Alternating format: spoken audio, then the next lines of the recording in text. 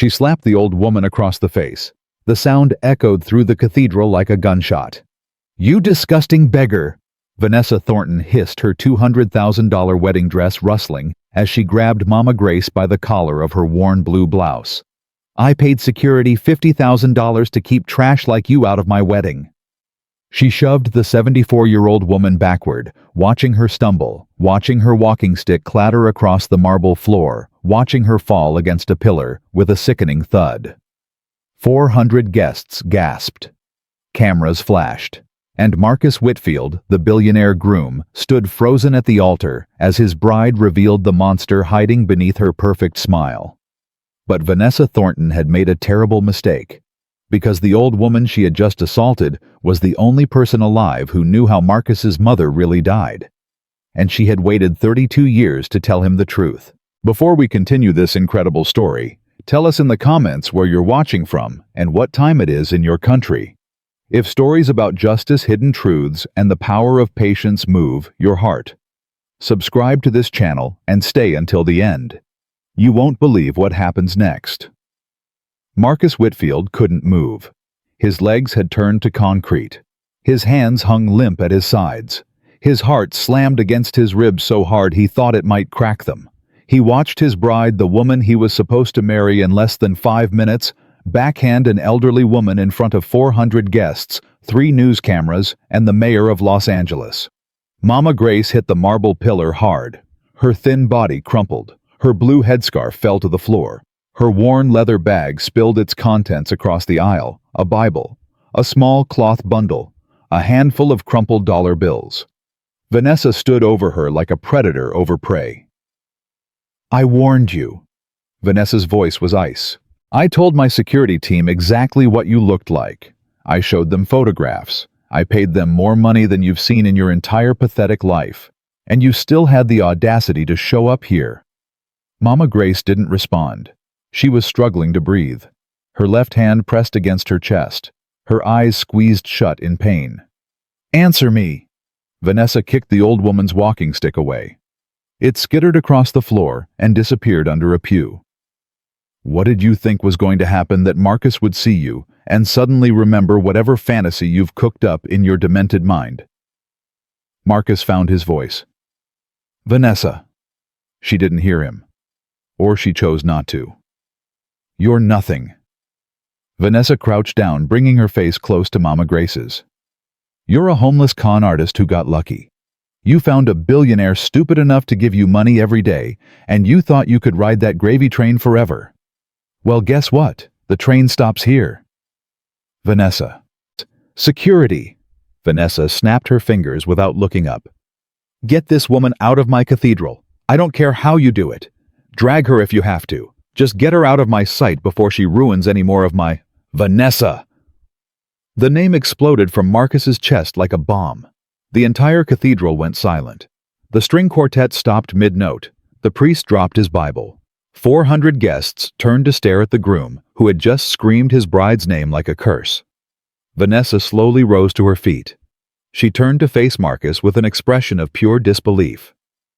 "Did you just raise your voice at me?" Marcus was already moving. His legs had finally unlocked. He strode down the altar steps, past the flower arrangements, past the gasping bridesmaids, past his stunned brother Daniel. He dropped to his knees beside Mama Grace. "Are you hurt?" His hands hovered over her, afraid to touch her, afraid to cause more pain. "Can you breathe? Do you need an ambulance?" Mama Grace opened her eyes. Those steady, patient eyes he had seen every morning for the past 3 years.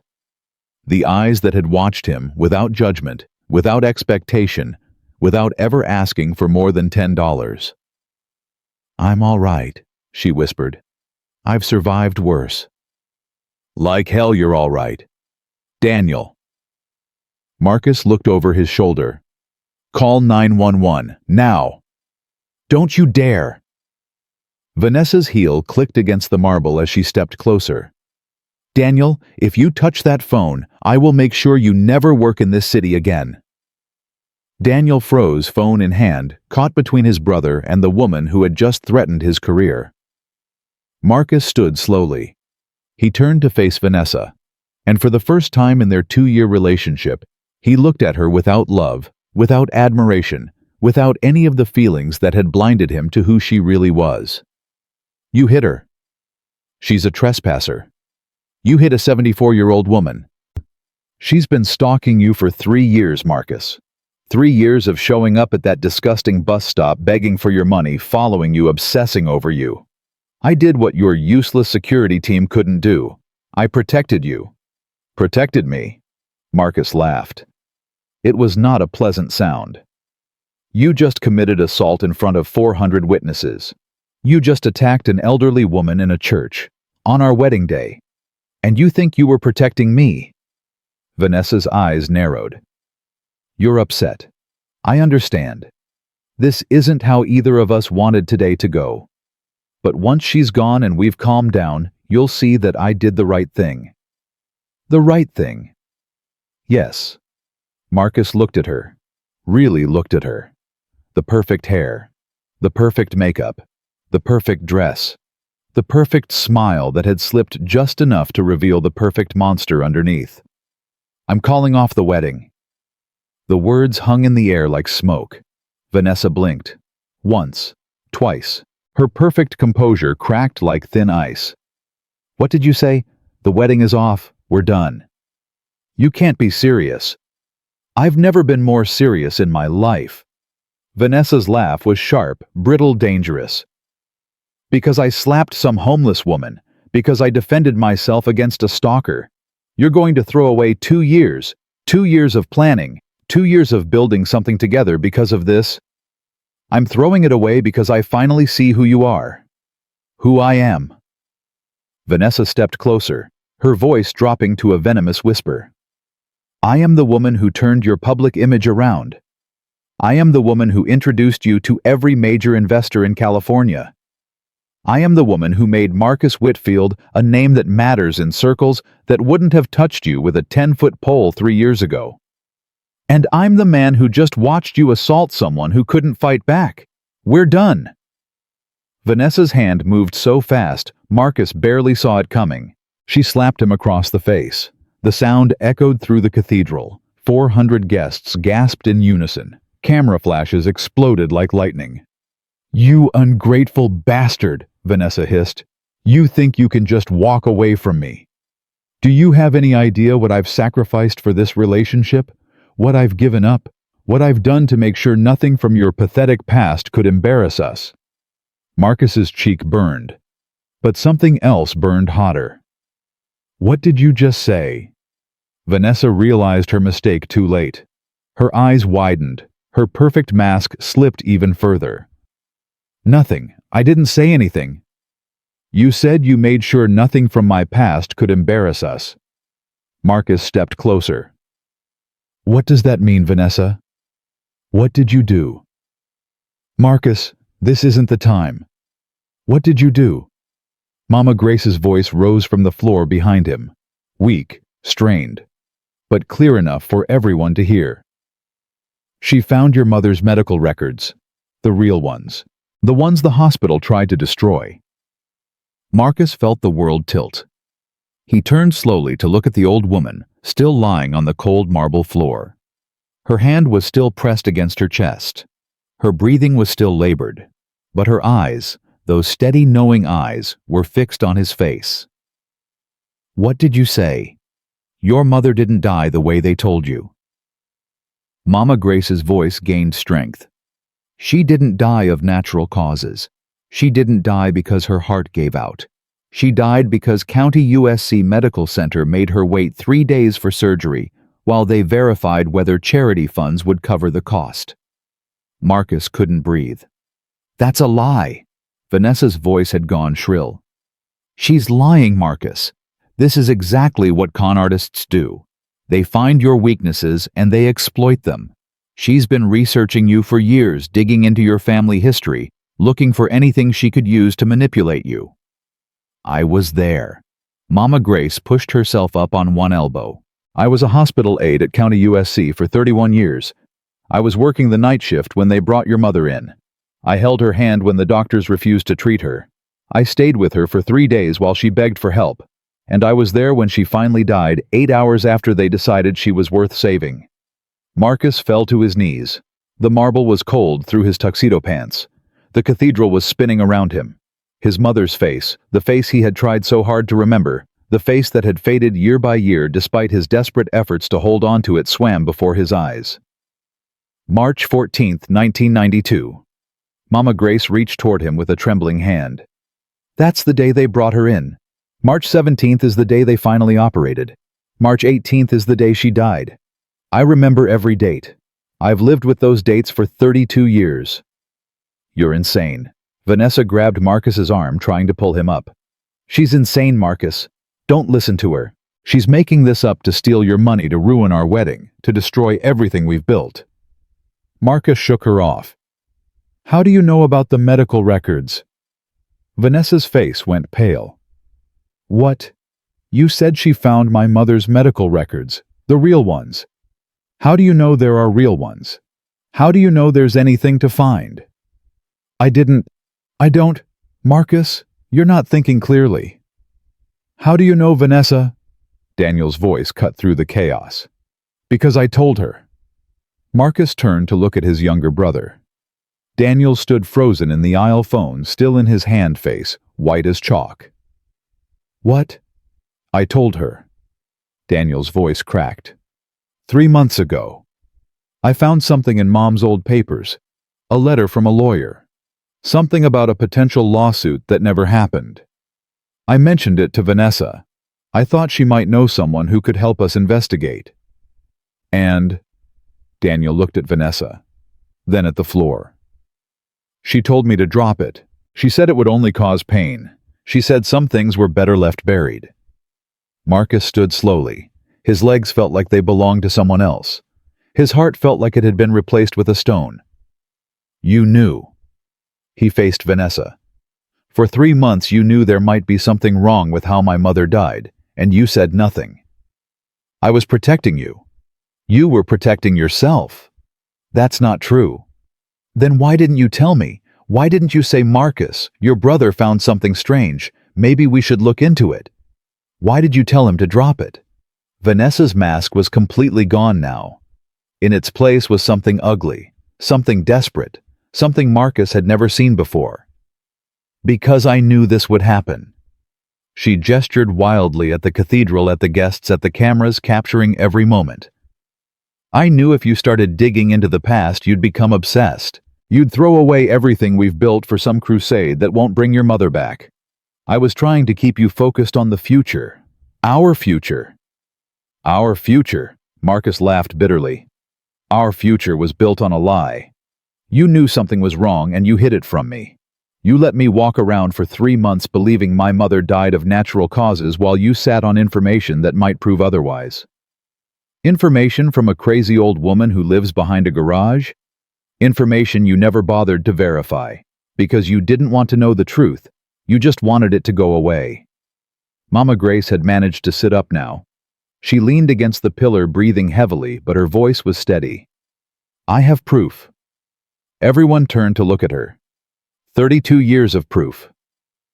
She reached for her bag for the contents that had spilled across the floor. Her trembling fingers found the small cloth bundle. I kept copies of everything. The original admission forms, the doctor's notes, the surgery delay authorization, the death certificate they tried to alter. I kept it all because I knew someday someone would need to know the truth. She unwrapped the cloth, slowly revealing a stack of yellowed papers and something small. Something plastic, something that caught the cathedral light. A hospital bracelet. Old, cracked, faded. But the name printed on it was perfectly clear. Helen Whitfield. Marcus reached for it with hands that shook so badly he could barely control them. The plastic felt fragile, ancient, sacred. He cradled it in his palms like a holy relic. His mother's name. His mother's bracelet. His mother's truth hidden for 32 years. She was conscious at the end. Mama Grace's tears fell freely now. Most people don't know that. The records say she was sedated, that she never woke up after surgery. But that's another lie.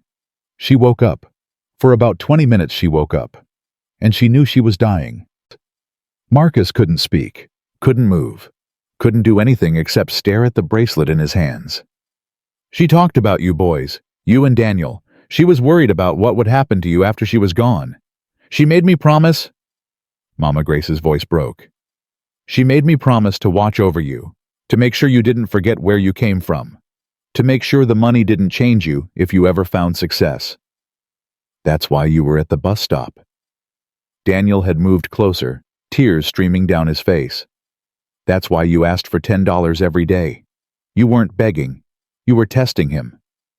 Mama Grace nodded slowly.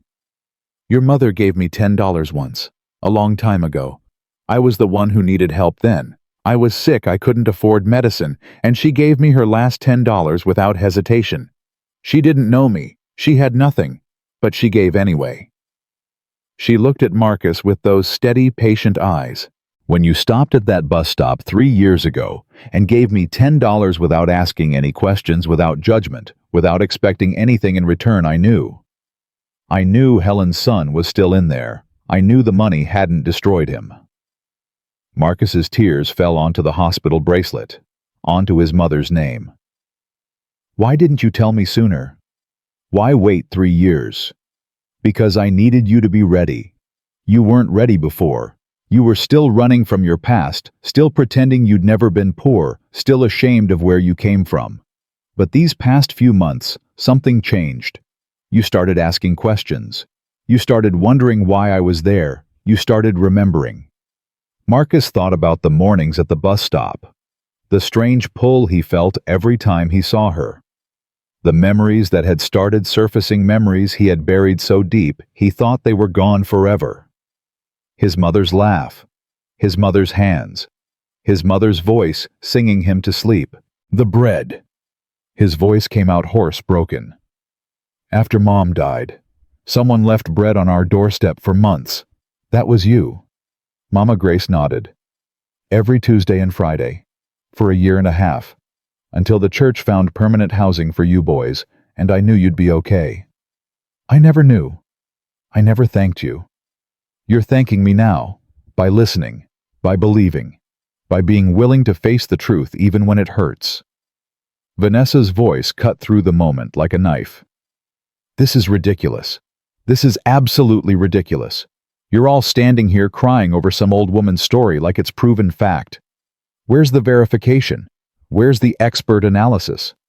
For all you know, she faked those documents. She's had 32 years to forge whatever she needed. Marcus turned to look at his former fiancée, his future ex-fiancée, the woman he had almost married. Get out. Excuse me. Get out of this cathedral. Get out of my life. Get out of my sight. You can't just... I can. I am. Security.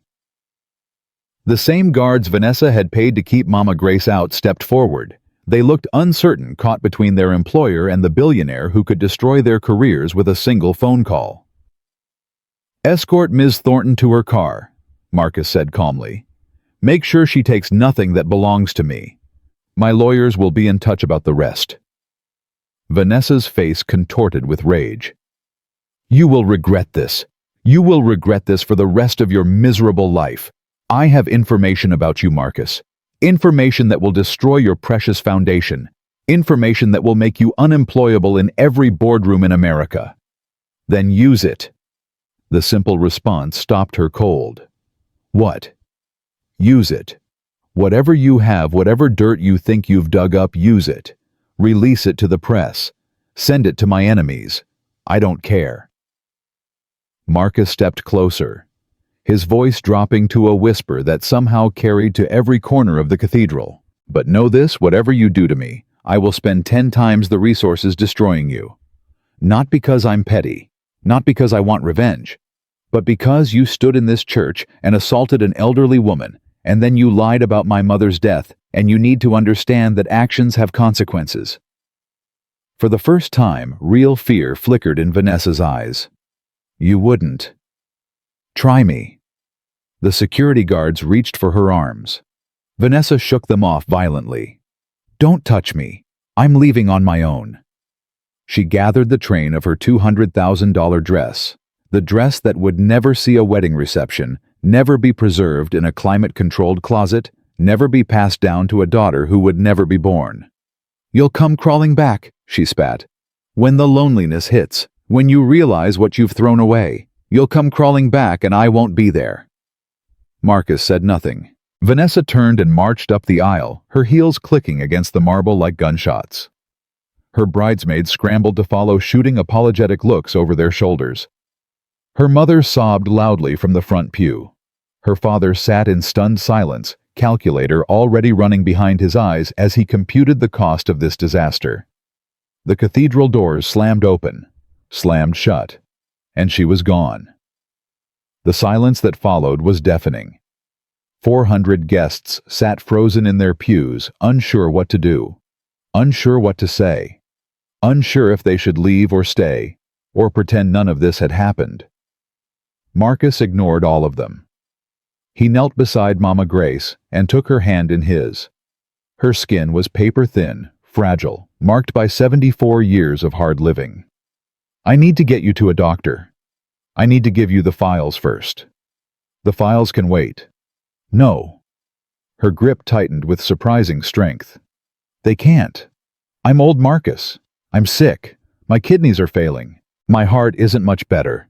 I've been waiting 32 years to give someone the truth, and I'm not dying before I finish." "You're not dying. Everyone dies. The question is whether we do something meaningful first." She reached for the stack of yellowed papers with her free hand. Her fingers trembled as she held them out to him. "This is everything. Admission records, doctor's notes, testimony from 3 other nurses who saw what happened and were too scared to speak up. Evidence that at least 47 other patients died the same way your mother did, poor people whose care was delayed because they couldn't pay fast enough."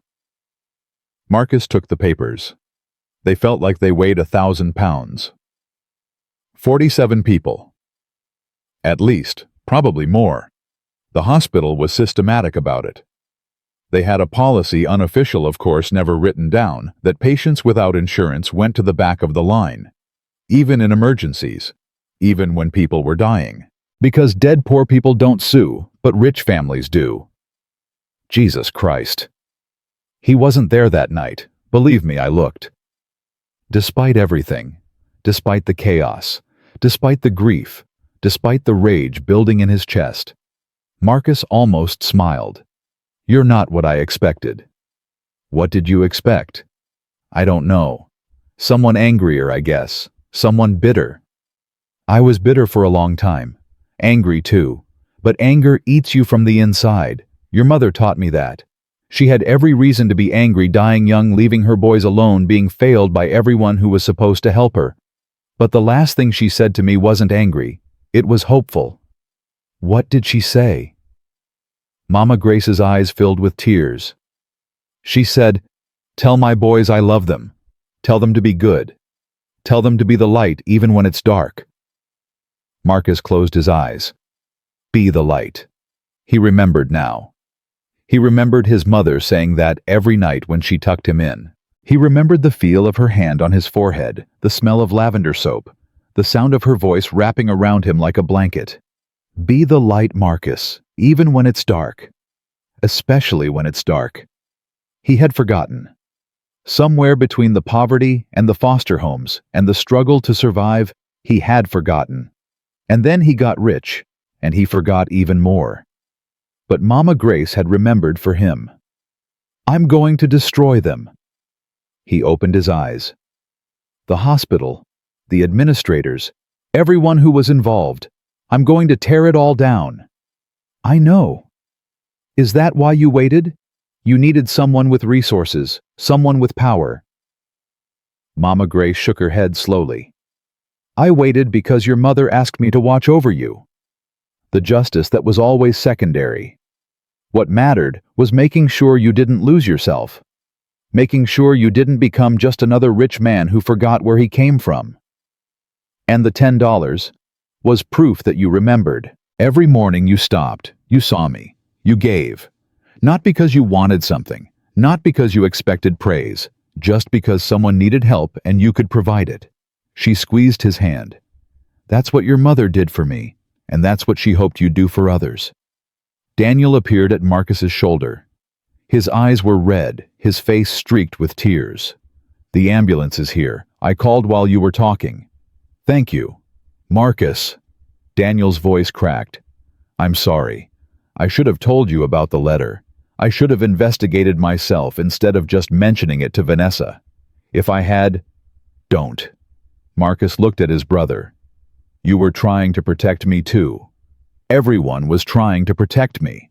The difference is, you did it out of love. She did it out of self-interest. The EMTs arrived with a stretcher. They moved with professional efficiency, checking Mama Grace's vitals, stabilizing her neck, asking questions about her medical history. I'm going with her. Marcus stood. Daniel, can you handle things here? The guests, the media, the absolute circus this is about to become, all of it. Daniel nodded grimly. I'll figure it out. Go. Take care of her. Marcus started to follow the stretcher, then stopped. He turned back to the cathedral full of staring guests, searching for one face in particular. Father Martinez. The priest stepped forward hesitantly. He looked like a man who had just survived an earthquake and wasn't sure if the aftershocks were finished. Yes, my son. I'm sorry about all this. It wasn't supposed to happen this way. God works in mysterious ways. The priest managed a weak smile. Though I admit this is more mysterious than most. I need a favor. Anything. The donation I made for today for the flowers, the music, the reception that won't happen now. Don't return it. Use it for your food bank instead, and double it. I'll have my accountant send a check. Father Martinez's eyes widened. That's very generous. It's what my mother would have wanted. Marcus turned and walked up the aisle, following the stretcher carrying Mama Grace toward the waiting ambulance. The cameras tracked his every movement. The phones captured every second. By the time he reached the doors, the story would be trending worldwide. Billionaire cancels wedding. Bride assaults elderly woman. Shocking secrets about mother's death. The headlines would be wild. The speculation would be wilder. But Marcus didn't care. For the first time in 32 years, he knew the truth. His mother hadn't died because her heart failed. She had died because a system designed to save lives had decided her life wasn't worth saving fast enough. And he was going to make them pay. The cathedral doors swung open. California. Sunlight poured in golden and warm, illuminating the chaos that waited outside.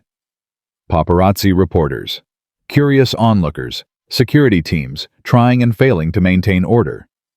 Marcus stepped through the doors and into the light. The ambulance was parked at the bottom of the steps, its back doors open. The EMTs were loading Mama Grace inside, moving carefully, professionally, treating her with the dignity she deserved. Marcus climbed in after her and sat on the narrow bench beside the stretcher. The doors closed, shutting out the noise, the cameras, the world. Mama Grace reached for his hand. Thank you, she whispered. For what? For listening. For believing. For being the man your mother hoped you'd become. Marcus felt tears burning in his eyes. He let them fall. I should be thanking you. You kept your promise. For 32 years you watched over us. You left bread on our doorstep. You waited at a bus stop just to make sure I hadn't lost my soul. It wasn't a hardship. You boys were easy to watch. You grew up good despite everything. Your mother would be proud. The ambulance started moving. Sirens wailed. The vehicle rocked gently as it navigated through the crowd of paparazzi. Where are we going? Mama Grace asked. Cedars-Sinai. Best hospital in the city. You're going to get the care you deserve. That's expensive. I'm a billionaire. Everything's expensive. But some things are worth paying for. Mama Grace smiled, a real smile. The first one he'd seen from her that wasn't tinged with sadness. Your mother used to say that. Not about money, she never had any, but about time. She'd say, some things are worth waiting for. Some people are worth fighting for. Did she say anything about revenge? The smile faded slightly. Why do you ask? Because I'm about to take down a hospital, probably a dozen administrators, and possibly the entire Los Angeles County healthcare system. I want to know if she'd approve." Mama Grace was quiet for a long moment. The ambulance swayed around a corner. Monitors beeped softly. Your mother wasn't a vengeful person. She didn't have the energy for hate. But she believed in justice. She believed that wrong things should be made right, not for revenge, but so other people wouldn't suffer the same way. That's what this is. Other people. You said 47 patients died the same way she did. 47 families who never knew the truth. At least 47. Probably more. Then this isn't about revenge. It's about making sure no one else's mother dies in a hallway while bureaucrats argue about money. Mama Grace squeezed his hand. Then yes, she would approve. The ambulance pulled into the emergency bay at Cedars-Sinai. The doors flew open. Medical personnel swarmed around the stretcher asking questions, taking vitals, moving with the urgent efficiency of people who actually cared about saving lives. Marcus followed them inside, ignoring the stares of patients and staff who recognized him from television, from magazines, from the trending hashtag that was probably already spreading across every social media platform on Earth. A doctor intercepted him in the hallway. "Mr. Whitfield, I'm Dr. Sarah Chen, attending physician. Are you family?" Marcus looked through the window of the treatment room where nurses were connecting Mama Grace to monitors starting an IV checking her blood pressure. "Yes," he said quietly. "I am. We're running tests now. Her blood pressure is elevated and her kidney function seems compromised. She'll need to stay overnight at minimum, possibly longer depending on what we find. Whatever she needs. Best room, best doctors, best everything. Money is not an object." Dr. Chen nodded. "We'll take excellent care of her. Is there anything else I should know about her medical history?" "She's 74 years old. She's worked harder than anyone you've ever met. She's been living in a converted storage unit behind a garage in South Central, and she's the closest thing to a saint I've ever known." The doctor's expression softened. "We'll treat her like family, Mr. Whitfield." "Thank you." Dr. Chen hurried away. Marcus stayed at the window, watching Mama Grace through the glass. She looked so small on that hospital bed, so fragile, so mortal. 32 years she had waited. 32 years of carrying the truth. 32 years of watching from a distance, making sure 2 orphaned boys grew up to be good men. And now, finally, the waiting was over. His phone buzzed, then buzzed again, then erupted in a continuous stream of notifications, texts, emails, calls, social media alerts. The world was reacting to what had just happened. The wedding of the decade had become the scandal of the century. Marcus silenced his phone and put it away. There would be time for damage control later. Time for lawyers and statements and carefully worded press releases. Time for the battle that was coming with Vanessa, with the hospital, with everyone who had benefited from keeping his mother's death a secret. But right now, there was only this. An old woman in a hospital bed. A promise kept after 32 years. And a son who finally knew the truth about how his mother died. Marcus pushed open the door and stepped into the room. Mama Grace looked up, her eyes tired but alert. "You should go," she said softly. "There's a lot happening out there. You don't need to stay with me." Marcus pulled a chair close to her bed and sat down. "I'm exactly where I need to be. Your empire won't run itself. My empire can wait. It's been running on autopilot for years anyway." He took her hand again. "You waited 32 years for me. The least I can do is wait a few hours with you." Mama Grace's eyes glistened. "Your mother was right about you." "What did she say?" "She said you had a good heart. She worried the world would break it or harden it or make you forget how to use it. But she always hoped that someday you'd remember." Marcus looked at their intertwined hands. His smooth, manicured, never worked a day of manual labor hands. Her rough weathered carried the weight of 32 years' hands. "I remember now," he said quietly. "I remember everything." Outside the hospital window, Los Angeles sprawled in every direction. Gleaming skyscrapers, crowded highways, millions of people living their lives, fighting their battles, keeping their secrets. Somewhere out there, County USC Medical Center still stood. Still treated patients. Still operated under policies that prioritized profit over people. But not for long.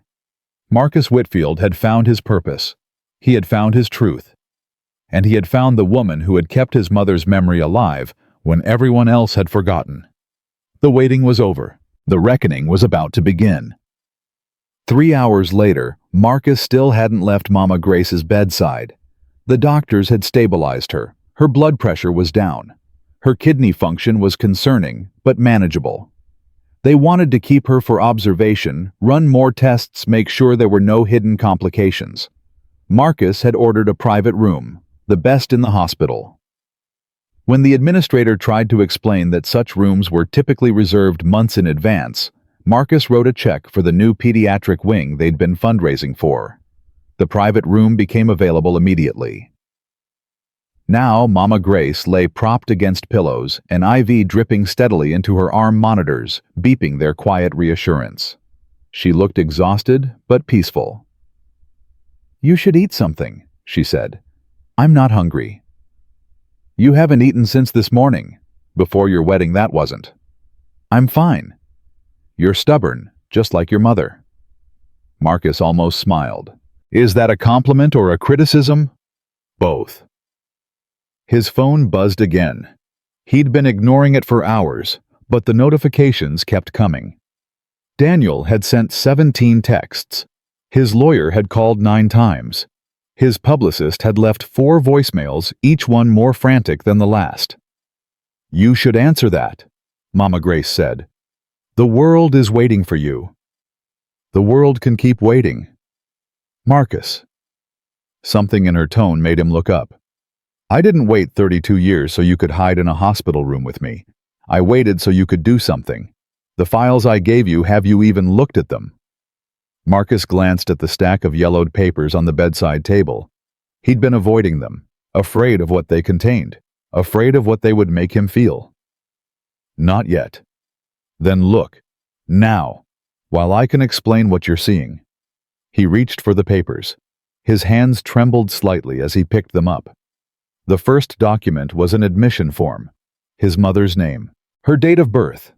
Her address, the tiny apartment in Koreatown, where Marcus had spent the first 12 years of his life. The emergency contact line was blank. "She didn't list anyone," Marcus said quietly. "She didn't have anyone to list. Your father was dead. Her parents were dead.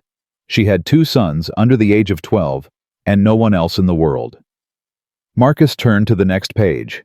A triage assessment. His mother's symptoms were listed in clinical shorthand: chest pain, shortness of breath, elevated heart rate, suspected cardiac event. At the bottom, someone had scrawled a note in red ink. "Patient uninsured. Verify charity eligibility before proceeding." What does this mean? It means they knew she was having a heart attack. They knew she needed surgery. And they decided to check her finances before they decided whether to save her life. Marcus's jaw tightened. That's illegal. It was illegal. But it happened anyway. And when people complained, the hospital buried the evidence. He flipped to the next document. A surgery authorization form dated 3 days after his mother's admission. 3 days. She waited 3 days for heart surgery. In a hallway, on a gurney. I brought her water when I could. I held her hand when she cried. I told her help was coming even when I knew they were taking their time. Why didn't you report it? Why didn't you tell someone? Mama Grace's eyes darkened. I did. I filed a complaint with the hospital administration. I was fired the next week. They said I was stealing supplies. They blacklisted me from every hospital in Los Angeles County. I spent the next 5 years cleaning office buildings before my leg gave out and I couldn't work anymore. Jesus. He wasn't there either. I looked. Marcus kept reading. Doctor's notes, nurse reports, internal memos that should have been destroyed but somehow survived. One memo in particular caught his eye. It was dated 2 days after his mother's death, addressed to the hospital administrator from the legal department. Ari Whitfield Helen, potential liability concerns. Recommend immediate file review and sanitization. Patient had no family resources for litigation. Minimal risk if handled properly. Suggest cause of death be listed as cardiac arrest. Natural causes to avoid questions about treatment timeline. Marcus read it 3 times. Then he read it again. They knew. His voice came out strangled.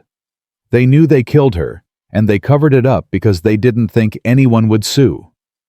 Your mother was poor. Her sons were children. There was no one to fight for her, so they made the problem disappear. And the other 47. Mama Grace pointed to a thick folder at the bottom of the stack. All documented, all poor, all uninsured. All died waiting for treatment that came too late or never came at all. The youngest was 19, the oldest was 83. They came from everywhere, Korea, Mexico, the Philippines, right here in Los Angeles. The only thing they had in common was that they couldn't pay fast enough. Marcus opened the folder. Names, dates, causes of death, family members who had never been told the truth, 47 lives, 47 cover-ups, 47 families who deserved to know what really happened. This is enough to bring down the entire hospital. That's what I'm counting on. Marcus looked up sharply. What do you mean? I mean I didn't keep these files for 32 years, just so you could feel sad about your mother. I kept them because someday someone with the power to do something would finally listen. That someone is you. You want me to go public with this. I want you to burn them to the ground. Not literally. Well, maybe literally. I don't know what billionaires do for fun, but I want you to expose every person who knew about this and did nothing. Every administrator who signed off on those delays, every lawyer who helped cover it up, every doctor who looked the other way. Marcus stared at her. This frail, elderly woman who had waited at a bus stop for 3 years asking for $10 a day, never revealing who she really was or what she really wanted. This was your plan all along. Not all along. At first I just wanted to keep my promise to your mother. Watch over her boys, make sure they grew up okay. But as the years passed and you became successful, I realized something. God hadn't just given me a promise to keep. He'd given me a weapon to wield. I just needed the right soldier to wield it. And you decided I was that soldier. I decided to find out if you could be. The bus stop was a test. If you'd driven past me every day without stopping, I would have found another way. But you didn't drive past. You stopped. You saw me. You helped. And I knew that Helen's son still had his heart. The door burst open. Daniel rushed in, phone in hand, face flushed with panic. Marcus, we have a problem. What kind of problem? Vanessa kind of problem. Daniel held up his phone. The screen showed a news headline. Jilted bride claims billionaire has secret criminal past. She's doing interviews, right now. She's telling everyone you have hidden offshore accounts, that you've been evading taxes, that the foundation is a money laundering front. She's got documents, fake ones I'm sure, but they look real. Marcus felt his blood pressure spike. How long has this been going on? About an hour. It's everywhere. CNN, Fox, MSNBC, every gossip site on the internet. She's playing the victim. Poor innocent bride abandoned at the altar by her corrupt billionaire fiancé. Has anyone asked why she was abandoned? She's claiming you had a mental breakdown, that the old woman is your secret mistress, that the whole thing at the cathedral was a psychotic episode. Marcus laughed. He couldn't help it. The absurdity was too much. She's saying a 74-year-old woman is my secret mistress. I didn't say it made sense. I said it's everywhere. Mama Grace spoke up from her bed. Let her talk. Both brothers turned to look at her. What? Let her talk. Mama Grace's voice was calm, steady. She's desperate. Desperate people make mistakes. The more she talks, the more lies she tells, the harder she'll fall when the truth comes out. She's destroying my reputation in real time. Your reputation will survive. The question is whether hers will. Mama Grace pointed at the stack of files. You have something she doesn't have. You have the truth, and the truth properly deployed is more powerful than any lie she can tell. Marcus's phone rang. He looked at the screen. Unknown number. Don't answer that, Daniel said. It's probably a reporter. Marcus answered anyway. Mr. Whitfield. The voice on the other end was male professional, vaguely familiar. This is Robert Chen, Chief Administrator at County USC Medical Center. I understand you've come into possession of some sensitive documents. Marcus's grip tightened on the phone. How did you get this number? That's not important. What's important is that we have a mutual interest in resolving this situation quietly. The documents you have, if they're what I think they are, could cause significant damage to a lot of people. People who were just doing their jobs. People with families. People who let my mother die. A long pause. I wasn't at County USC in 1992, Mr. Whitfield. I had nothing to do with whatever happened to your mother. But I do know that dragging this into the public eye will help no one. The people responsible are long gone. Most of them are dead. What purpose does it serve to destroy the hospital that serves hundreds of thousands of patients every year? It serves the purpose of justice. Justice? Chen laughed softly. Mr. Whitfield, you're a businessman. You understand cost-benefit analysis. Think about what you're proposing. A prolonged legal battle. Years of litigation. Millions in legal fees. And for what your mother is dead, nothing will bring her back. 47 people are dead. Their families deserve to know the truth. Another pause. Longer this time. Where did you get that number? I have files, Mr. Chen. 32 years of files. Every name. Every date. Every cover-up. I know exactly what your predecessors did, and I'm prepared to share that information with every media outlet, every regulatory agency, and every district attorney in the state of California. That would be inadvisable. Is that a threat? It's a statement of fact. County USC has resources, Mr. Whitfield, political connections, friends in high places. If you pursue this vendetta, you will find yourself facing opposition you never imagined. Marcus looked at Mama Grace. She was watching him intently, her steady eyes unreadable. Mr. Chen, let me tell you something about myself.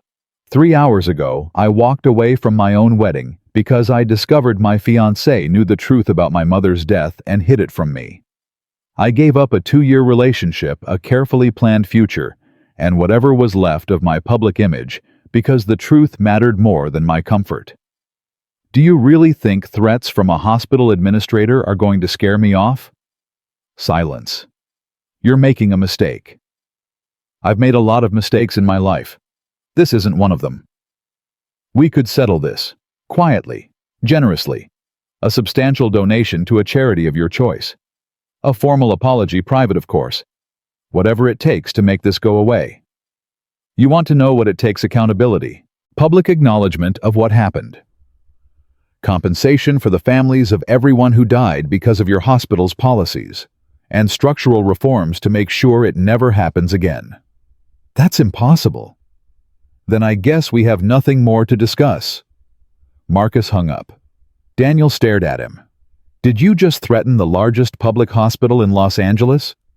I think I did. They're going to come after you. Everything you have, your businesses, your foundation, your reputation. Let them come. Mama Grace smiled, a real smile, warm and proud. Your mother used to say that. When the landlord threatened to evict her, when the bill collectors called, when everything seemed impossible, she'd square her shoulders and say, "Let them come. We've survived worse." Marcus felt something shift in his chest, a wall crumbling, a door opening. Tell me more about her. What? Tell me more about my mother. Not how she died. How she lived. I've spent 32 years trying to forget the pain, and somewhere along the way, I forgot everything else too. Tell me who she was. Mama Grace's eyes softened. She was the strongest woman I ever met. And the kindest. She worked 3 jobs to keep you boys fed. She never complained, never felt sorry for herself, never blamed anyone for her circumstances. She used to say, "Bitterness is a luxury poor people can't afford." I remember that. She loved to sing. Did you know that she had a beautiful voice? Sometimes late at night when she thought everyone was asleep, she'd sit by your bedroom window and sing hymns to herself. Just her and God, and the Los Angeles traffic. Marcus closed his eyes. He could almost hear it. A melody from the edge of memory, faint and fragile.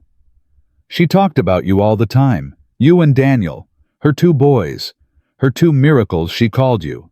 She said you were going to change the world someday. She believed it absolutely. She was wrong. Was she? Look at you. Look at what you've built. Look at what you're about to do. I built a company. I made money. That's not changing the world. It's about to be. Mama Grace gestured at the files. This is your chance to be what she believed you could be. Not just successful. Significant. Not just wealthy. Worthy. Marcus opened his eyes. I don't know if I can do this. You can. I'll make enemies. Powerful enemies. You already have enemies. At least now they'll be the right ones. People will get hurt. People are already hurting. The question is whether you're willing to do something about it. Marcus looked at the files. 47 names. 47 lives. 47 families who had never known the truth. His mother's name was just one of them, but she was the one who mattered most. I need to make some calls. Mama Grace nodded. Go. Do what you need to do. I'll be here when you get back. Marcus stood. He gathered the files carefully, treating them like the weapons they were. Thank you. For what? For waiting. For remembering. For keeping your promise. Mama Grace reached out and took his hand. Thank your mother.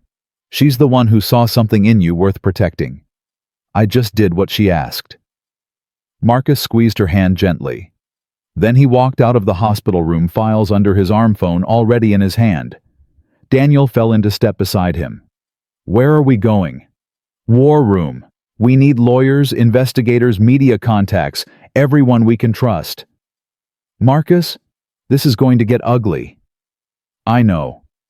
Vanessa's not going to stop. She's going to keep lying, keep attacking, keep trying to destroy you. I know that too. And now you've got the hospital coming after you. Plus whoever else was involved in the cover-up. Politicians, lawyers, maybe even police. This could be bigger than we can handle. Marcus stopped walking. He turned to face his brother. Daniel, do you remember when we were kids? After Mom died, we had nothing. No parents, no money, no future. Everyone told us we'd end up on the streets or in prison. Everyone said we'd never amount to anything. I remember. We proved them wrong. We built something from nothing. We survived things that should have destroyed us, and we did it together. Daniel's eyes glistened. I need you with me on this. Not because I'm asking as your brother, but because this is right. What they did to Mom, what they did to all those families, it was wrong. And if we don't fight, if we don't expose the truth, they'll keep doing it. More people will die waiting for help that never comes. Daniel was quiet for a long moment. Mom would want us to fight. Yes, she would. Then let's fight. Marcus nodded. They walked out of the hospital together into the California sunshine, into a battle that would test everything they had. Behind them, in a private room on the 4th floor, Mama Grace lay back against her pillows and closed her eyes. 32 years of waiting. Finally over.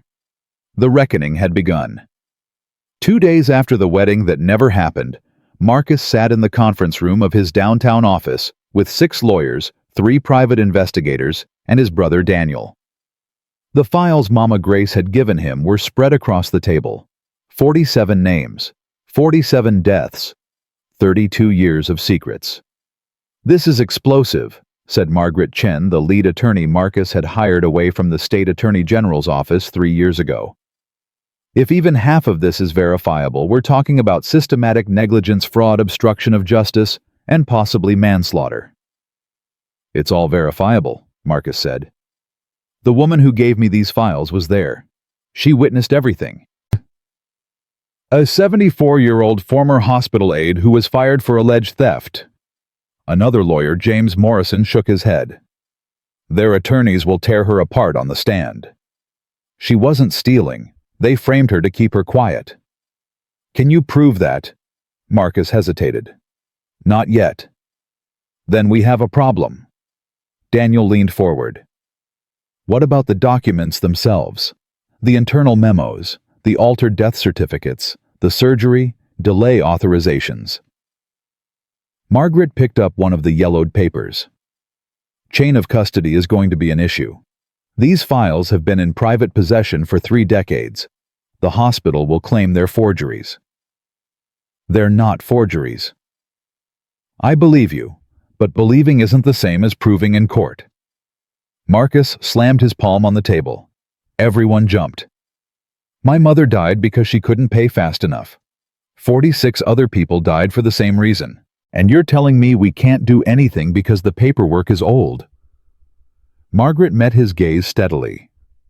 "I'm telling you that winning this fight requires more than righteous anger. We need corroboration, other witnesses, current employees willing to testify that these practices continued, physical evidence that hasn't been in private hands for 32 years. Then find it." "That's what I'm trying to tell you, Mr. Whitfield. Finding it will take time. Months, maybe years." "I don't have years. Mama Grace doesn't have years." The room went quiet. Marcus stood and walked to the window. The Los Angeles skyline stretched before him, gleaming and indifferent. "My mother believed in this city," he said quietly. "She came here from Ohio with nothing but a suitcase and a dream. She worked 3 jobs. She raised 2 boys alone. She never asked for handouts, never complained, never gave up. And when she finally needed help, the system she trusted let her die in a hallway." He turned back to face the room. "I didn't build this company to sit in meetings and talk about what we can't do. I built it to make things happen. So figure out how to make this happen, or I'll find people who can." Margaret nodded slowly. "There might be a way, but you're not going to like it." "Tell me." "We go public, not with a lawsuit, with the story. We take everything we have to the media and let public pressure do what the courts can't." "That's risky," James said. "If we release unverified documents, we open ourselves to defamation suits."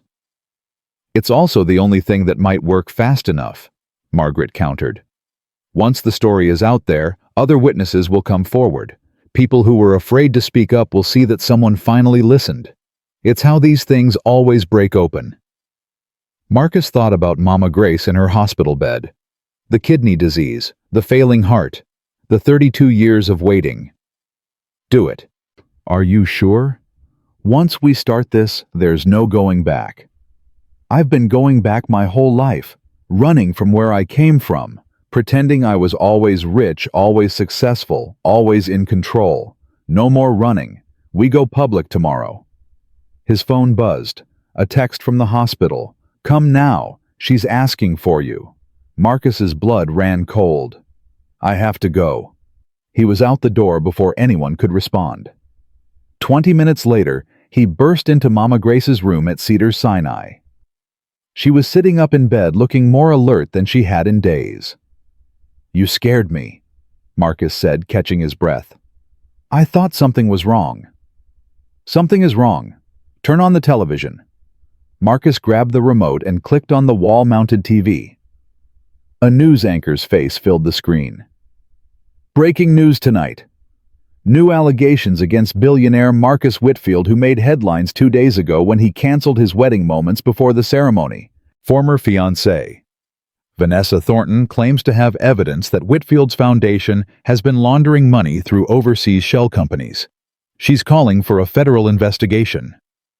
The screen cut to Vanessa perfectly made up tears glistening artfully in her eyes. I loved Marcus. I really did. But I couldn't ignore what I found. The offshore accounts, the fake charities, the missing millions. I tried to talk to him about it, and that's when he became violent. That's when he revealed who he really is. Marcus felt sick. She's lying. Every word is a lie. I know, Mama Grace said calmly. But she's very good at it. The foundation's books are clean. We've been audited every year. There's nothing to find because there's nothing there. That doesn't matter. She's not trying to win in court. She's trying to destroy you in public. By the time the truth comes out, the damage will be done. Marcus sank into the chair beside her bed. What do I do? Mama Grace reached for his hand. You fight, but not just against her, against everyone who wants to bury the truth. Vanessa is a distraction. The hospital administrators, the politicians who protected them, the system that let 47 people die, they're the real enemy. Don't lose sight of that. How can I fight them when I'm defending myself against fake corruption charges? By telling your story first. Marcus looked at her. What do you mean? Vanessa is controlling the narrative right now. She's the victim. You're the villain. The only way to change that is to give people a different story. A true story. The story of a boy who lost his mother to a broken system. The story of a woman who waited 32 years for justice. The story of what really happened at County USC Medical Center. My lawyers want to do the same thing. Go to the media, release the files. Then do it. Tonight. Before Vanessa's lies take root. It's risky. The documents haven't been verified. They could claim we're making it up. They could, but they won't. How do you know? Mama Grace smiled. Because I'm not the only witness. I told you I was fired for speaking up, but I wasn't the only one who spoke up. There were 3 others, 2 nurses and a doctor. They were all transferred or pushed out within months of me, but they're still alive, and they've been waiting just as long as I have. Marcus's heart jumped. You know where they are. I know where they were 5 years ago. I've kept in touch over the years. Christmas cards. The occasional phone call. They're scared, Marcus. Scared of what the hospital might do to them if they talk. But they're also tired of carrying the secret. Can you reach them? I already have. While you were in your meeting, they're willing to talk, but they want protection. Anonymity until they absolutely have to go public. Marcus grabbed his phone and dialed Margaret Chen. Margaret, change of plans. I have 3 additional witnesses. Former employees who saw what happened and are willing to corroborate the files. That changes everything. Where are they? I don't know yet, but I'm going to find out. He hung up and looked at Mama Grace. Give me the names. She rattled them off from memory. Dr. Samuel Okonkwo, Nurse Patricia Reyes, Nurse Jennifer Thompson. 3 people who had carried the same burden she had for 3 decades. Dr. Okonkwo is in San Diego now, retired. Patricia moved to Phoenix. Jennifer stayed in LA, but she changed her name after the hospital threatened her family. Threatened her family. Her son was applying to medical schools. The hospital made calls. He was rejected everywhere. She blamed herself, changed her name, and disappeared. Jesus Christ. They were thorough, Marcus.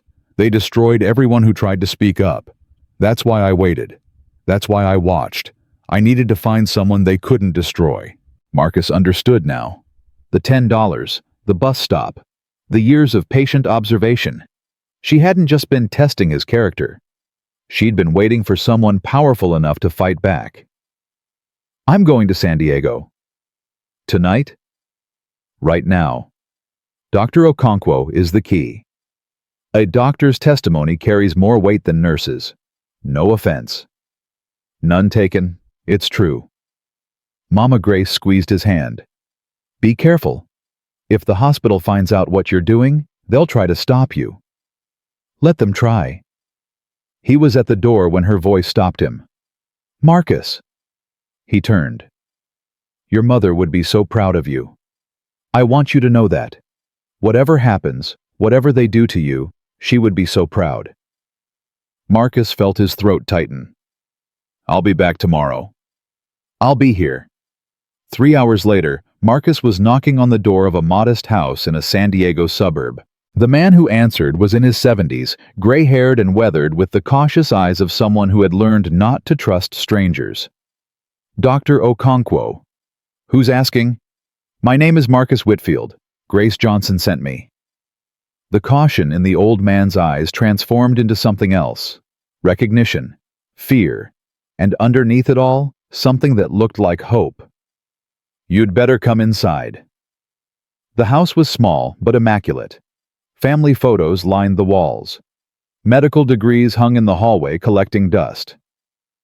Dr. Okonkwo led Marcus to a cramped living room and gestured for him to sit. "I've been watching the news. I know who you are. I know about your wedding. And I know why you're here." "Then you know I need your help." "Grace called me this afternoon. She said you were different, that you could be trusted." The old man's voice was heavy. "I've heard that before. 32 years ago I trusted the system. I trusted that speaking up would make a difference. I lost everything. I know, and I'm sorry. Sorry doesn't give me back my career. Sorry doesn't undo what they did to my family. No, it doesn't. But justice might." Dr. Okonkwo laughed bitterly. "Justice. I stopped believing in justice a long time ago." "Then believe in revenge." The old man's eyes sharpened. "What?" "You heard me. If justice isn't enough motivation, then think about revenge. Think about everyone who destroyed your life, the administrators who fired you, the lawyers who threatened you, the politicians who looked the other way. I'm going to expose all of them. I'm going to tear down everything they built on the graves of people like my mother, and I want you to help me do it." Dr. Okonkwo was quiet for a long moment. "Your mother, Helen Whitfield. You remember her?" "I remember every patient I lost to that policy. 47 of them. Helen was number 31. She came in on a Tuesday night. Chest pains. Classic heart attack symptoms. I wanted to operate immediately. I begged them to let me operate." His voice cracked. "They told me to wait, verify her insurance status, check if charity funds were available, follow protocol. By the time they gave me permission, it was too late. I did the surgery anyway, hoping I could save her, but the damage was too severe." Marcus felt tears burning in his eyes. "She woke up after the surgery. Did you know that?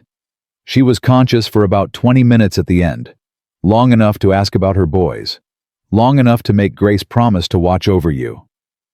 "I didn't know." "Grace was with her when she died. I was in another surgery by then. Another patient. Another life I couldn't save."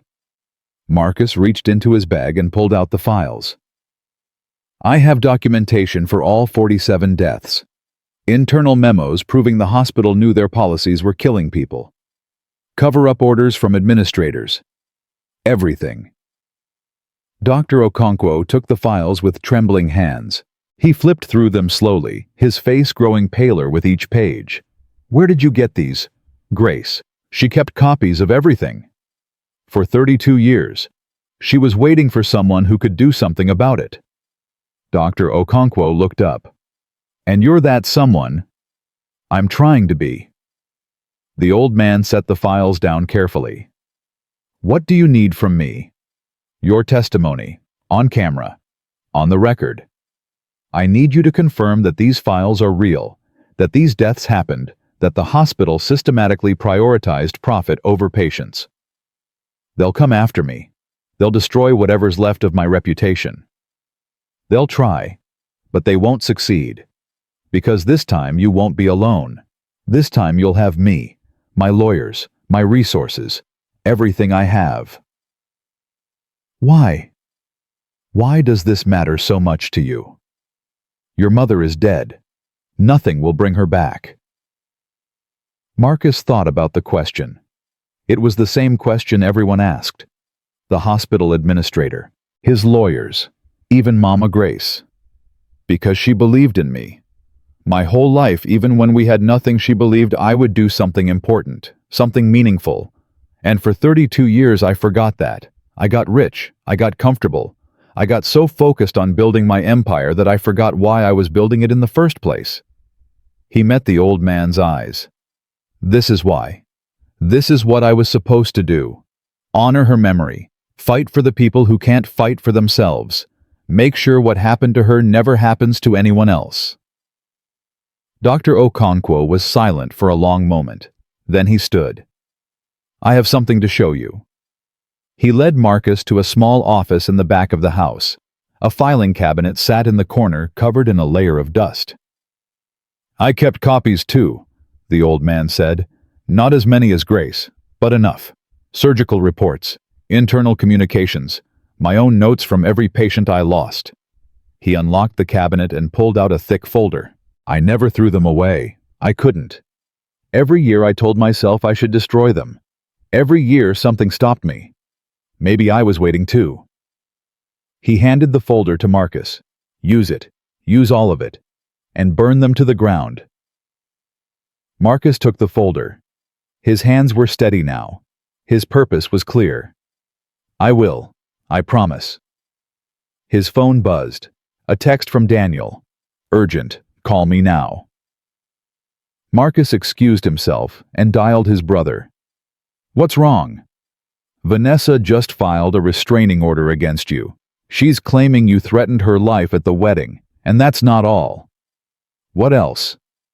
She's working with the hospital. I don't know how, but she found out about the files. She's telling reporters that you're fabricating evidence to extort money from County USC. She's positioning herself as a whistleblower. Marcus felt his jaw tighten. She's trying to get ahead of the story. She's doing more than that. She's meeting with the hospital's lawyers tomorrow morning. I think they're going to announce some kind of joint response. How do you know this? I have a contact at her PR firm. They're planning a press conference for noon tomorrow. Vanessa, the hospital administrator, and a state senator who sits on the Healthcare Oversight Committee. A state senator. The corruption ran deeper than Marcus had imagined. We need to go public first, before they can control the narrative. With what? We don't have verification yet. Margaret says we need at least another week. Marcus looked at Dr. Okonkwo, who was watching him with concerned eyes. We have verification now. I'm bringing back everything we need. From San Diego. From the doctor who tried to save my mother's life. And he's not the only one. There are 2 more witnesses in Phoenix and Los Angeles. Get Margaret on a plane to Phoenix tonight. I want all 3 testimonies by tomorrow morning. Marcus, that's impossible. Make it possible. Vanessa and the hospital think they're going to ambush us. We're going to ambush them first. He hung up and turned back to Dr. Okonkwo. Doctor, how do you feel about taking a trip to Los Angeles tonight? The old man smiled grimly. I thought you'd never ask. 4 hours later, Marcus was back at Cedars-Sinai with Dr. Okonkwo at his side. Mama Grace was awake, waiting, as if she'd known they were coming. Samuel, she said softly, it's been too long. Dr. Okonkwo crossed the room and took her hand. 31 years. You haven't changed a bit. Liar, I've changed plenty. We all have. Marcus watched them, these 2 survivors of a war no one else remembered. Patricia and Jennifer are on their way, he said. Margaret's flying to Phoenix now to get Patricia's deposition. Jennifer's being brought in by my security team. Mama Grace nodded. Then it's really happening. It's really happening. Tomorrow at noon, Vanessa and the hospital are planning a press conference to destroy me. Tomorrow at 11, we're holding our own press conference to destroy them. Dr. Okonkwo squeezed Mama Grace's hand. Are you ready for this? Once it starts, there's no going back. Mama Grace smiled. that steady, patient smile that had carried her through 32 years of waiting. I've been ready since the night Helen died. I've been ready every single day. The question isn't whether I'm ready. She looked at Marcus. The question is whether the world is ready to hear the truth. The morning of the press conference, Marcus hadn't slept in 36 hours. Patricia Reyes had arrived from Phoenix at 3 a.m., escorted by Margaret Chen and 2 security guards. Jennifer Thompson, the nurse who had changed her name and disappeared, had been found in a small apartment in Long Beach. She'd cried when Marcus's team showed up at her door. Not from fear, from relief. Now all 4 witnesses sat in a private conference room at the Wilshire Grand Hotel. Mama Grace, Dr. Okonkwo, Patricia, Jennifer. 4 people who had carried the same terrible secret for 3 decades finally together, finally ready to speak. Marcus stood at the window watching the sun rise over Los Angeles. Nervous? Daniel asked, appearing at his shoulder. Terrified. Good. That means you're taking it seriously. Marcus turned to face his brother. What if it doesn't work? What if Vanessa and the hospital have something we don't know about? What if we put these people on camera and destroy their lives for nothing? Then we'll have tried. That's more than anyone else has done for 32 years. Margaret Chen entered the room, tablet in hand. We have a problem. What now? Vanessa's press conference. They've moved it up.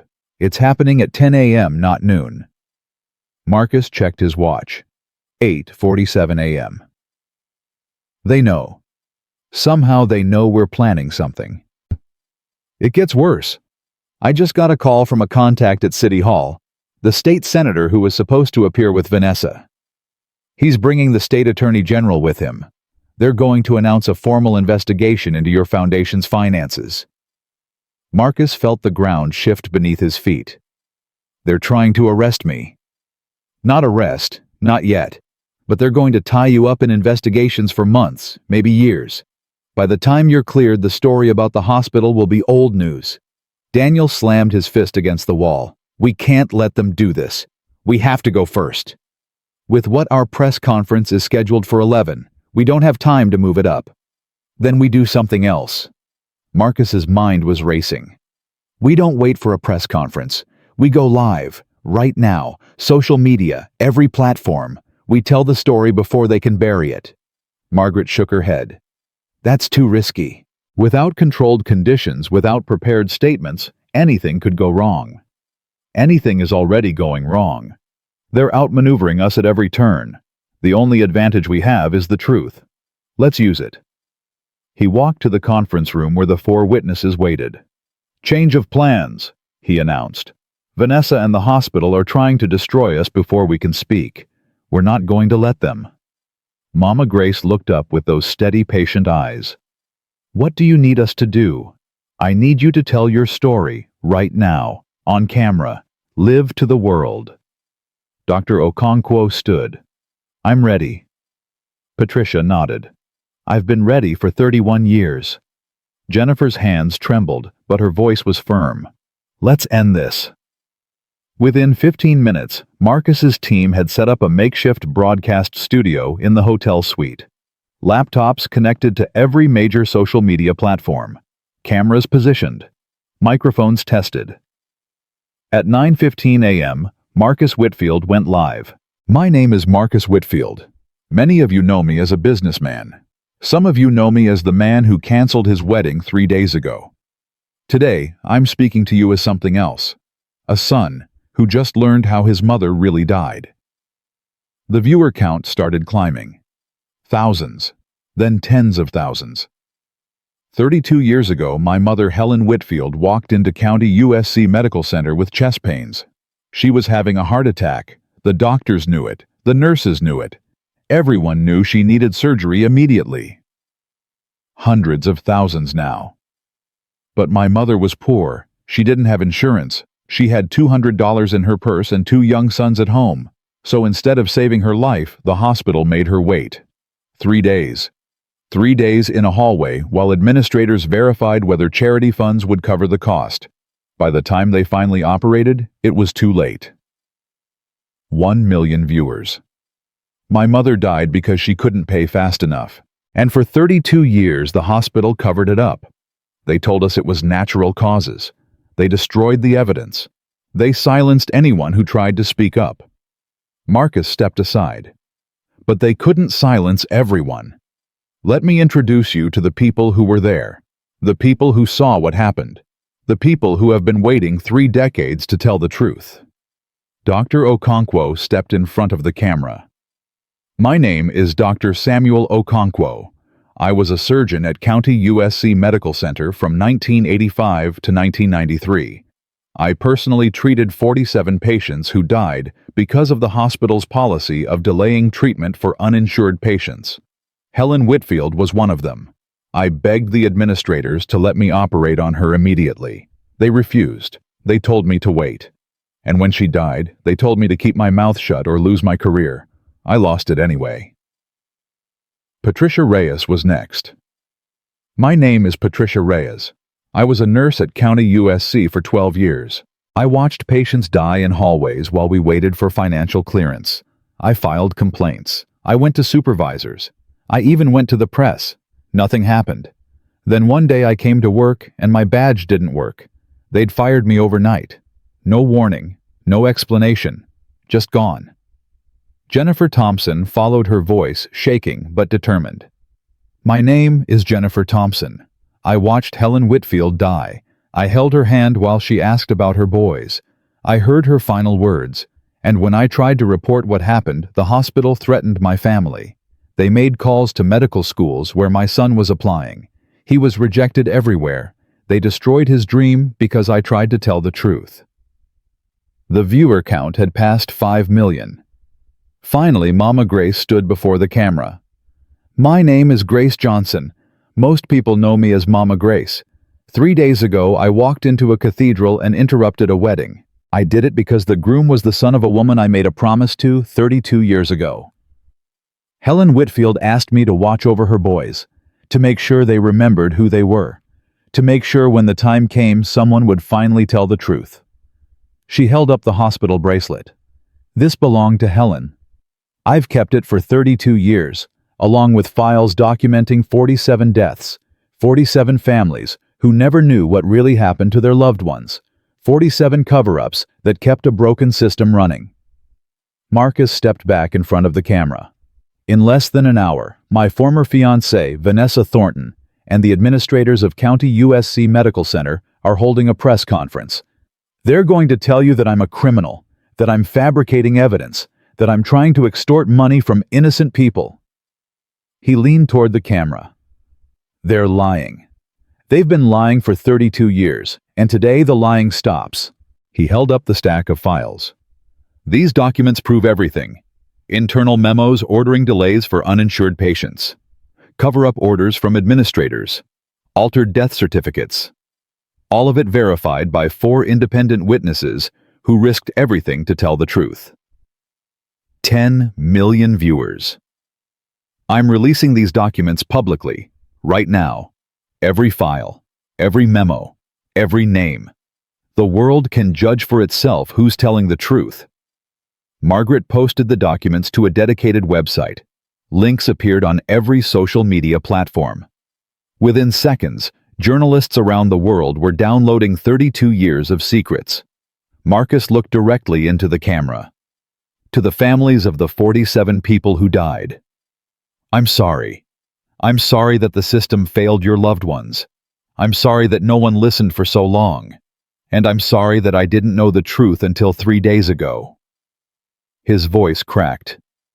To my mother, I'm sorry I forgot. I'm sorry I spent 32 years running from where I came from instead of honoring where I came from. But I remember now. And I promise you I will never forget again. He straightened. To Vanessa Thornton and County USC Medical Center. Your press conference is in 45 minutes. I'll be watching.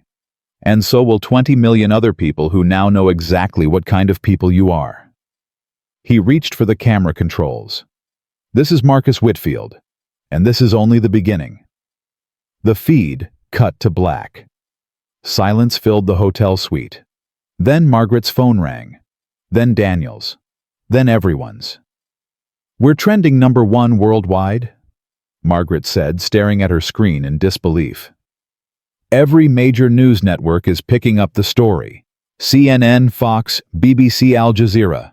Everyone." Daniel grabbed Marcus's arm. "Vanessa's press conference. They're scrambling. I'm seeing reports that the state senator just canceled his appearance." "What about the Attorney General?" "He released a statement saying he was unaware of the full context and is reviewing the situation." Marcus allowed himself a small smile. "They're running." His phone buzzed. Unknown number. He answered. "Mr. Whitfield." Robert Chen's voice was strained, desperate. "We need to talk." "I think we're past talking, Mr. Chen. Please, listen to me. I wasn't involved in what happened in 1992. I've only been at County USC for 8 years. I had no idea about any of this until you came forward." Ignorance isn't an excuse. "I'm not making excuses. I'm trying to help.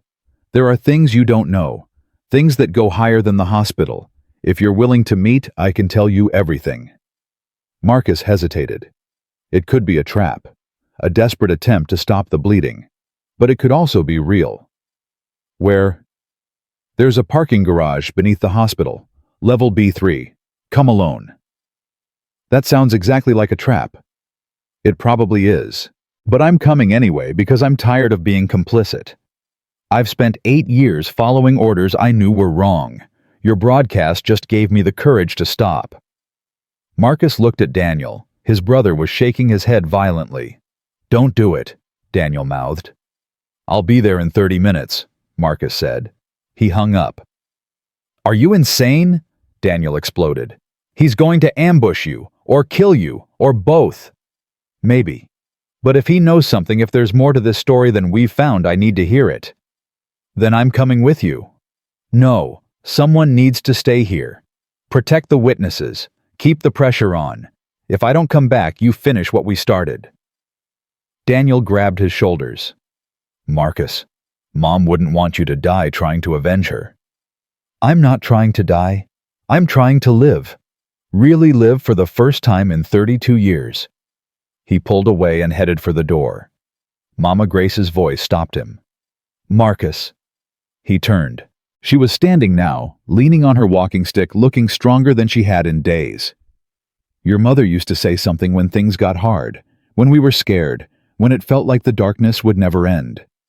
"What did she say?" Mama Grace smiled. "Be the light, even when it's dark, especially when it's dark." Marcus felt tears prick his eyes. "I remember." "Then go, be the light, and come back to us." 25 minutes later, Marcus descended into the parking garage beneath County USC Medical Center. Level B3 was nearly empty. Fluorescent lights flickered overhead. His footsteps echoed against concrete walls.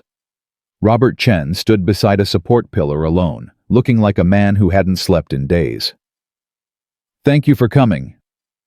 "Talk fast. I have a lot of people waiting for me." Chen reached into his jacket. Marcus tensed. "Relax, it's just a flash drive." He held up a small black device. "This contains everything. Financial records showing that the delay policies were implemented specifically to boost profit margins. Communications between hospital administrators and political donors. Proof that 3 state senators received campaign contributions in exchange for blocking healthcare reform bills that would have prevented what happened to your mother." Marcus stared at the flash drive. "Why are you giving me this?" "Because I have a daughter. She's 7 years old. And when she grows up, I don't want her to find out her father was part of something this evil. You could go to prison." "I probably will. But at least I'll be able to look at myself in the mirror." Marcus took the flash drive. "Is there anything else?" Chen hesitated. "Vanessa Thornton." "What about her?" "She's not just working with the hospital. She's been working with them for months. Before you even met. Your entire relationship was a setup." Marcus felt the blood drain from his face. "What? The hospital knew you were Helen Whitfield's son. They've been tracking you for years, waiting to see if you'd ever become a threat. When your foundation started doing work in healthcare, they got nervous. Vanessa was their insurance policy. She was planted. She was hired. 2 years of her life devoted to making sure you never found out the truth. The wedding was supposed to be the final step. Once you were married, she'd have access to everything. Your finances, your foundation, your files. If you ever did stumble onto the truth, she'd be in position to destroy the evidence before you could use it. Marcus's mind reeled. 2 years. Every dinner, every conversation, every intimate moment. All of it calculated. All of it fake. Why didn't it work? Because of Grace Johnson. They knew about her, but they underestimated her. They thought she was just a crazy old woman begging for money. They didn't realize she'd kept the files. They didn't realize she was waiting for the right moment to strike. She outplayed them. She outweighted them. There's a difference. Marcus looked at the flash drive in his hand. Evidence of a conspiracy that stretched across decades. Proof that his entire relationship had been a lie. What happens to you now? Chen shrugged. I'll disappear. I have savings. A plan. The hospital doesn't know I kept copies of these files. By the time they figure out where the leak came from, I'll be gone. That's not justice. No, but it's survival. And right now, survival is all I can manage. He started to walk away, then stopped. Mr. Whitfield, one more thing. What? The night your mother died. I've read the files, all of them. She was conscious at the end. She knew she was dying. And the last thing she said wasn't about pain, it wasn't about fear, it was a message for her sons. Marcus's throat tightened. What message? She said, tell them to be the light. Tell them I'll be watching. Chen disappeared into the shadows of the parking garage. Marcus stood alone, flash drive in hand, tears streaming down his face. 32 years. His mother had been watching for 32 years. Through Grace. Through the others. Through every small kindness that led him back to who he was supposed to be. And now, finally, he understood. The reckoning wasn't about revenge. It wasn't about justice. It wasn't even about the 47 people who died. It was about becoming the man his mother always believed he could be. His phone rang. Daniel. Where are you? Vanessa's press conference just started. It's a disaster. She's crying, claiming she was manipulated, but no one's buying it. The reporters keep asking about the files you released. She has no answers. I'm on my way back. There's more. The FBI just announced they're opening an investigation. Not into you, into the hospital. They're citing the documents you released as probable cause. Marcus allowed himself a smile. It's working. It's more than working. It's a landslide. People are sharing the story everywhere. Families are coming forward saying their loved ones died the same way. The hashtag is trending worldwide. What hashtag? Justice for the 47. Someone started it an hour ago. It's everywhere. Marcus looked at the flash drive in his hand. Evidence of something even bigger. A conspiracy that reached into the highest levels of government. Daniel, call Margaret. Tell her I'm bringing something that changes everything. What is it? Proof that this goes deeper than we ever imagined. Proof that Vanessa was working for the hospital from the start. And proof that multiple state senators were paid to look the other way while people died. Silence on the other end. Marcus, are you sure about this? If we release that we're not just taking down a hospital, we're taking down half the political establishment in California. Marcus thought about his mother, about her final message, about 32 years of waiting. I'm sure. Then come back. We'll do it together. Marcus hung up and walked toward the exit. Behind him, the parking garage sat empty. The hospital above him continued operating, unaware that its foundations were already crumbling. Ahead of him, a city waited. A country waited. A truth that had been buried for 32 years was finally clawing its way into the light. And Marcus Whitfield was going to make sure it got there. 6 months later, Marcus stood at the gates of County USC Medical Center and watched them close for the last time. Federal marshals had arrived at dawn.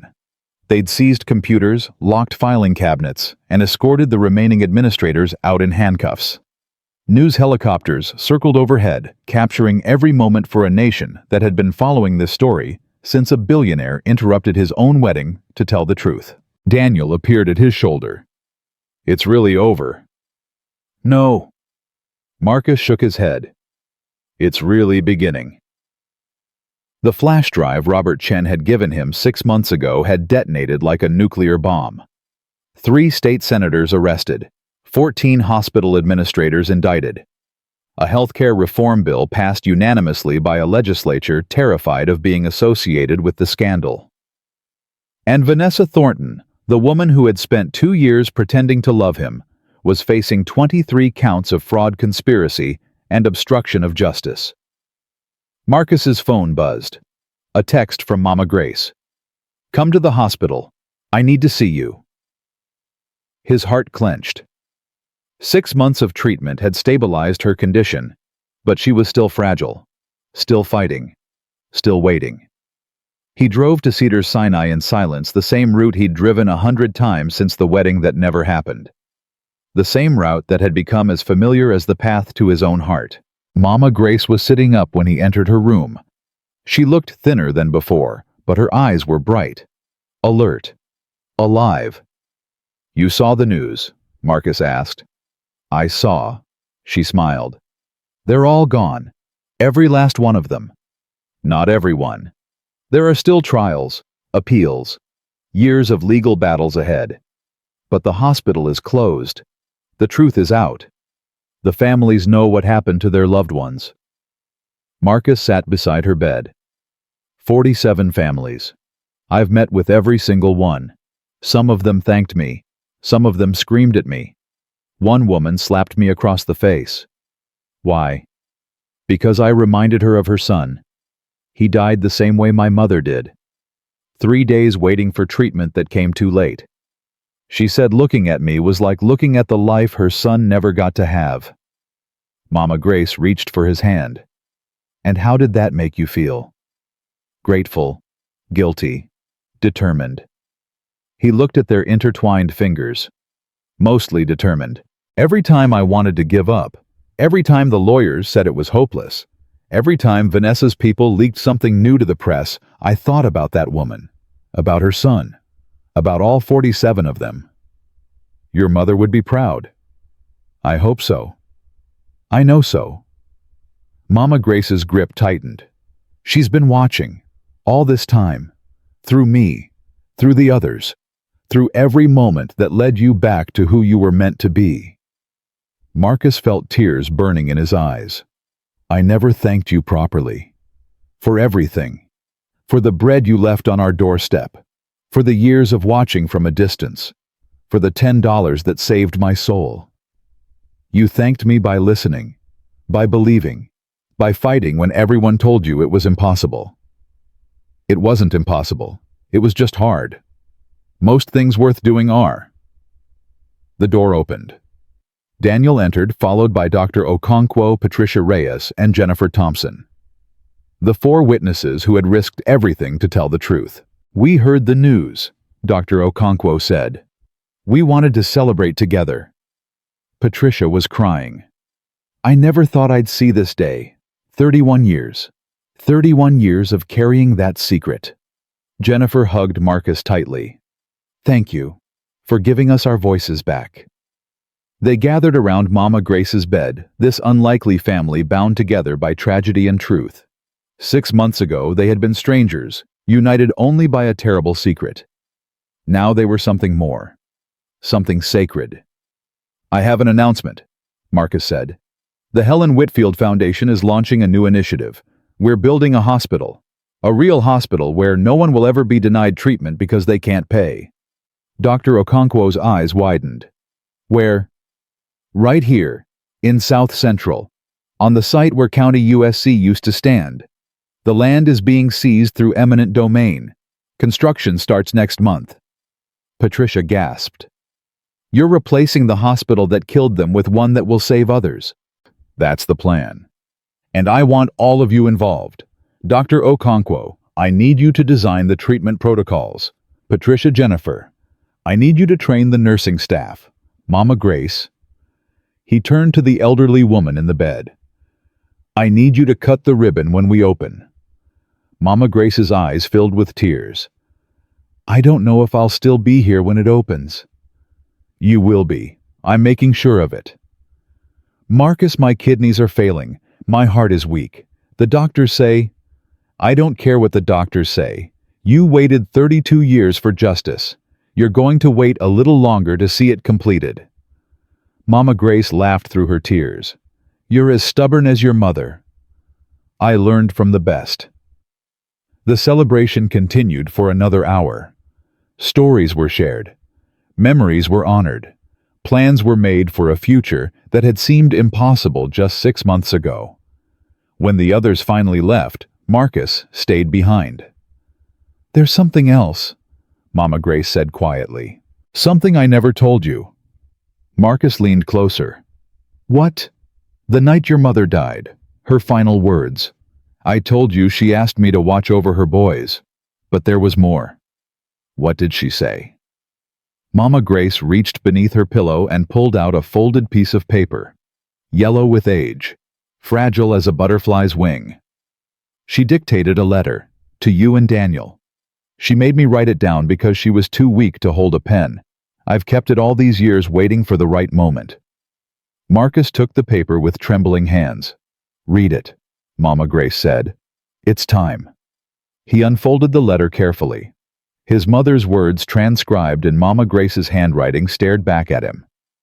My dearest boys, if you're reading this, I'm gone. I'm sorry I couldn't stay longer. I'm sorry I couldn't watch you grow up. I'm sorry for all the things I'll miss, the graduations and weddings and grandchildren I'll never hold. But I need you to know something. I'm not leaving you alone. I've asked a friend to watch over you. Her name is Grace, and she has the kindest heart of anyone I've ever met.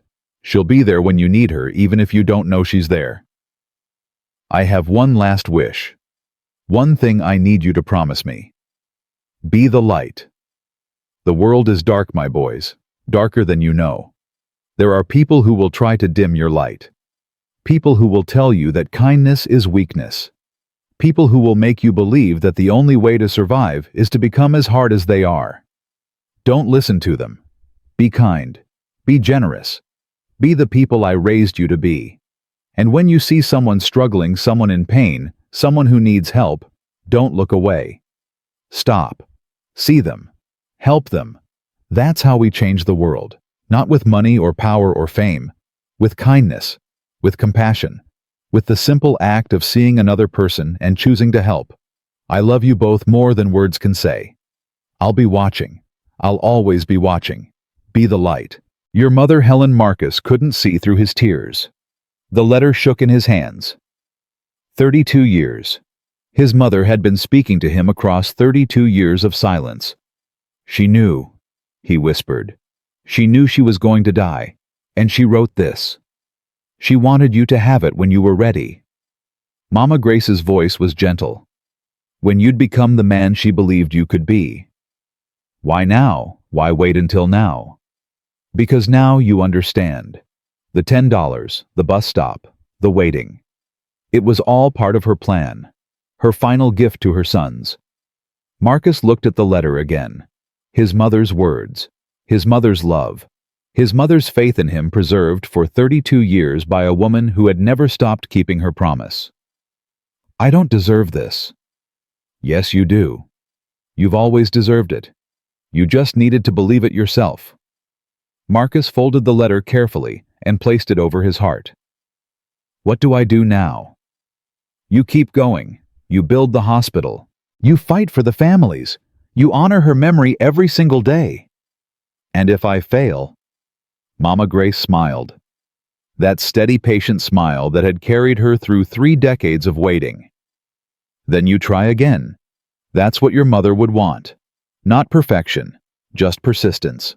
Not success, just effort. Keep trying. Keep fighting. Keep being the light. Marcus leaned forward and kissed her forehead. Thank you. For everything. For waiting. For believing. For keeping your promise. Thank your mother. She's the one who saw the light in you. I just helped you find it again. 1 year later, Marcus stood before a crowd of 3,000 people. The Helen Whitfield Memorial Hospital rose behind him, gleaming and new. 12 stories of hope, state-of-the-art equipment, the most advanced emergency protocols in the country, and a policy carved in stone above the entrance: no one will be turned away. Beside him stood Daniel, Dr. Okonkwo, Patricia, and Jennifer. And in the front row, in a wheelchair draped with flowers, sat Mama Grace. She'd made it. Against all odds, against every prediction, against the failing kidneys and weakening heart that should have claimed her months ago, she'd made it. Marcus stepped to the microphone. 1 year ago today, I stood at a different podium. I was about to tell the world the truth about how my mother died. I was terrified. I didn't know if anyone would believe me. I didn't know if it would make any difference. He looked out at the crowd. Families of the 47. Healthcare workers. Politicians who had championed reform. Journalists who had told the story. Ordinary people who had simply cared enough to pay attention. Today I stand before you with proof that truth matters. That justice is possible. That even after 32 years, the light can break through the darkness. He gestured to the building behind him. This hospital is named for my mother, Helen Whitfield, but it belongs to all of them. To the 47 who died waiting. To the families who never knew why. To everyone who ever walked into an emergency room and wondered if they'd be seen as a person or just a problem to be solved. He turned to Mama Grace. And it belongs to the woman who made all of this possible. The woman who waited 32 years to keep a promise.